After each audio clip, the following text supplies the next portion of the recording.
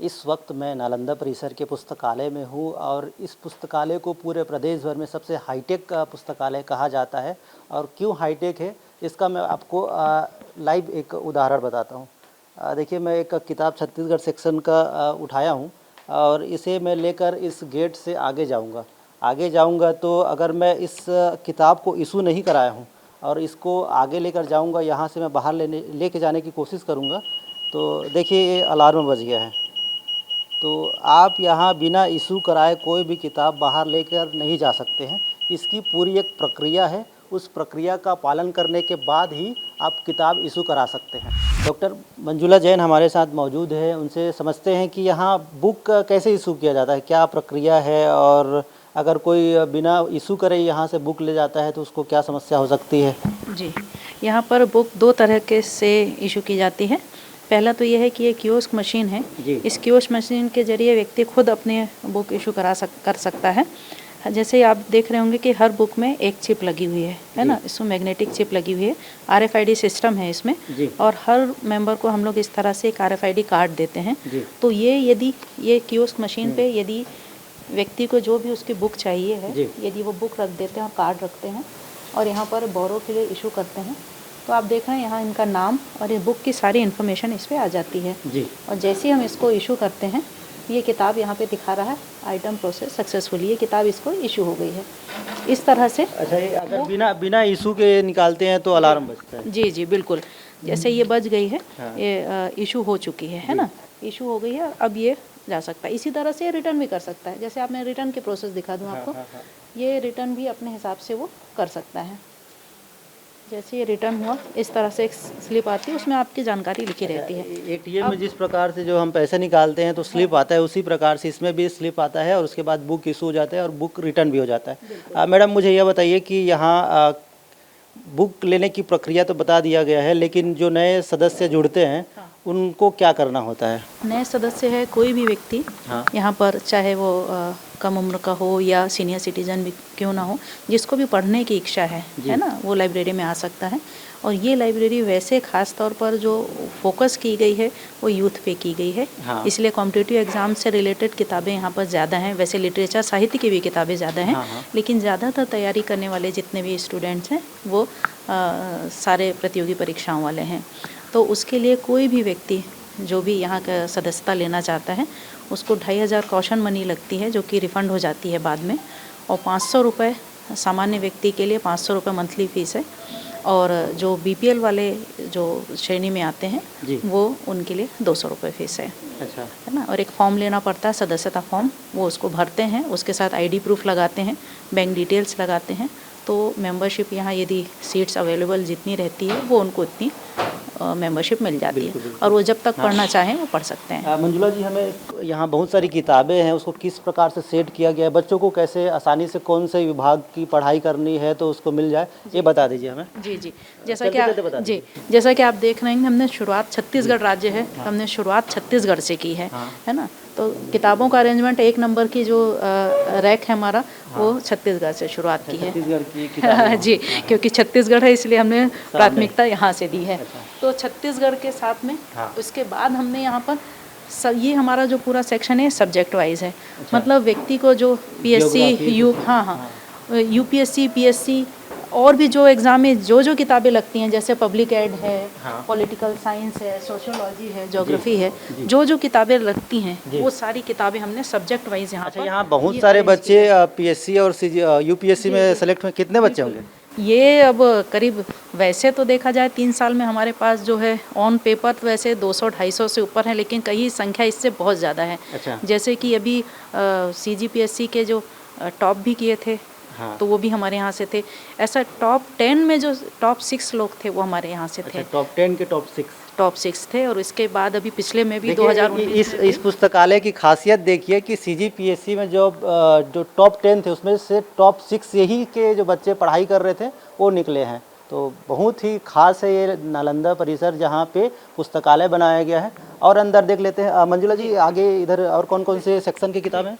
अब ये जैसा कि मैंने बताया कि ये सब्जेक्ट वाइज जी। है, और यहाँ से जो हमने पूरे सेक्शन बनाए हैं ये कॉम्पिटिटिव एग्जाम के हिसाब से है। अच्छा। जैसे कि ये कोई इंजीनियरिंग की या गेट की तैयारी के लिए आता है तो वो पर्टिकुलर सिर्फ अपने सेक्शन में यदि आ जाएंगे तो उनको और पूरी लाइब्रेरी में पूरे बुक्स को देखने की ज़रूरत नहीं है, वो अपने सेक्शन पे भी देख सकते हैं। कितने किताबें होंगी मैडम यहाँ? यहाँ पर करीब 50,000 किताबें हैं। अच्छा, 50,000। जी, तो ये सभी अलग अलग सेक्शन के सारे किताब हैं। सारे किताबों को अलग अलग रैक्स पे अच्छा। हमने जमा दिया है। रैक्स की डिटेल भी यहाँ पर लिखी हुई है। जी। कोई व्यक्ति चाहे अनजान व्यक्ति कि हमारा रैक कहाँ है तो वहाँ पे देख सकता है। हर रैक पे स्पोर्ट्स का रैक, बैंकिंग का रैक्स, अच्छा। ये सब बने हुए हैं। हाँ। और ज़्यादा यदि नहीं समझ में आता तो हमारे स्टाफ हैं यहाँ लाइब्रेरी में पूरे, वो उनसे भी जानकारी ले अभी सकते हैं। वर्तमान में कितने बच्चे यहाँ पर पढ़ रहे हैं और कैपेसिटी कितना है, और कितने लोग यहाँ आकर पढ़ सकते हैं? मैं अभी जानना देखिए एक साथ जो है अंदर और बाहर का मिला के एक साथ 1000 लोगों की बैठने की कैपेसिटी है। जी। लेकिन वर्तमान में अभी हमारे पास एक एवरेज यदि देखा जाए तो 700 750 स्टूडेंट पर डे आ रहे हैं, जी। पर डे पढ़ रहे हैं।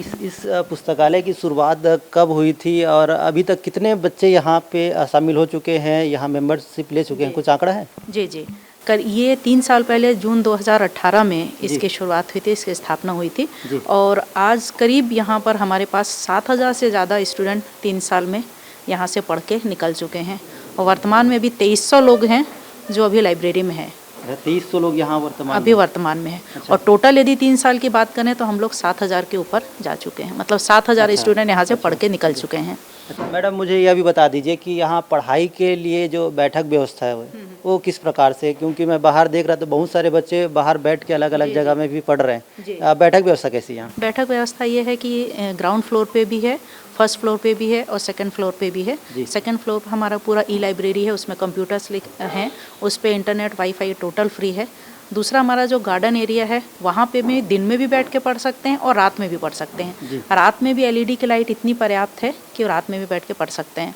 तो चूँकि ठंड का समय है इसलिए ज़्यादातर लोग धूप में बैठ के पढ़ रहे हैं। बाकी ये उद्देश्य इनका यही था कि प्रकृति के बीच में व्यक्ति एक बंद जैसा माहौल में नहीं पढ़े, प्रकृति के बीच में पढ़े, घूमते हुए वॉक कर ले, वैसा पढ़ ले, भूख लगे तो बाहर जाके फैसिलिटी प्लाजा में कुछ खा ले।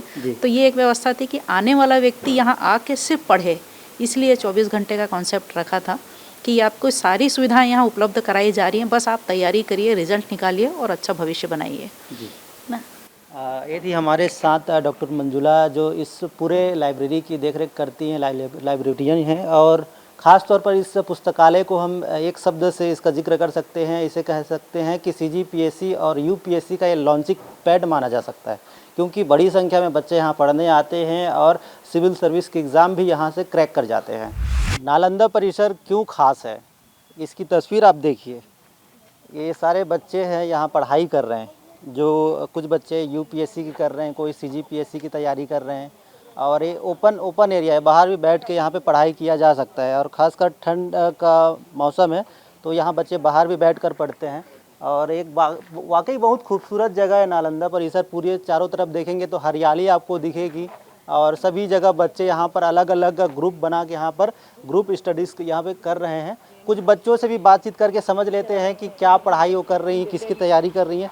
आपका क्या नाम है? भूमिका कटियार। अच्छा, ये बताइए कौन से एग्ज़ाम की तैयारी आप कर रही हैं, और ये पूरे नालंदा परिसर की व्यवस्था आपको कैसी लगती है? इट्स ब्यूटीफुल, मतलब हम लोग का तो दिन भर यहीं पे निकलता है, सुबह से आते हैं एंड शाम को जाते हैं यहाँ से।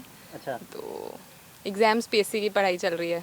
CGPSC UPSC बोल। CGPSC का तो शुरू हो चुका है ना आवेदन डालना? हाँ जी। अच्छा, आप यहाँ 24 घंटा ये खुलता है ये? हाँ जी, 24/7 ओपन रहता है ये। वैसे हम सुबह आते हैं, शाम को चले जाते हैं। हाँ। तो बाकी 24/7 ओपन होता है, ये रहता है। अच्छा, पढ़ाई के लिए जगह कैसी लगती है आपको? ठीक लगती है कि ख़राब है? नहीं, पढ़ाई के लिए तो बहुत अच्छा है। जिसको कभी अंदर बैठे बैठे बोर हो गए तो बाहर इतना अच्छा कैंपस है, यहाँ पे भी आराम से आके बैठ के आराम से पढ़ सकते हैं हम लोग, इसमें कोई दिक्कत नहीं होती है। हम लोग भी सुबह से आते हैं, शाम को जाते हैं, लेकिन दिन भर ऐसा नहीं लगता कि एक ही जगह बैठे बैठे बोर हो रहे हैं, ऐसा कुछ है ही नहीं। कैंपस बहुत अच्छा है। अच्छा लगता है। हाँ। भैया, आप किस एग्ज़ाम की तैयारी कर रहे हैं? मैं अभी करंटली UPSC की प्रिपरेशन कर रहा हूँ।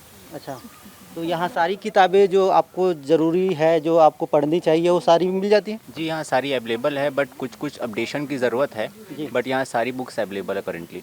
अच्छा, तो देखिए यहाँ के जो छात्र हैं वो भी यहाँ पे पढ़ाई कर रहे हैं, और तमाम प्रकार की जो व्यवस्थाओं की भी बात करें तो यहाँ पे सभी किताबें यहाँ पर उपलब्ध है, लेकिन कुछ अपडेट की भी यहाँ पे ज़रूरत है। लेकिन जो छात्र है उनके लिए काफ़ी अच्छा जगह है, क्योंकि एक ही जगह पे उनको सभी चीज़ों की यहाँ पे ज़रूरतों का पूर्ति हो सकता है। तो निश्चित रूप से जिस बात का मैंने पहले भी जिक्र किया था कि ये CGPSC और UPSC का लॉन्चिंग पैड माना जाता है छत्तीसगढ़ का, तो ये नालंदा परिसर ही है। रायपुर से ABP न्यूज़ के लिए रवि मिरे।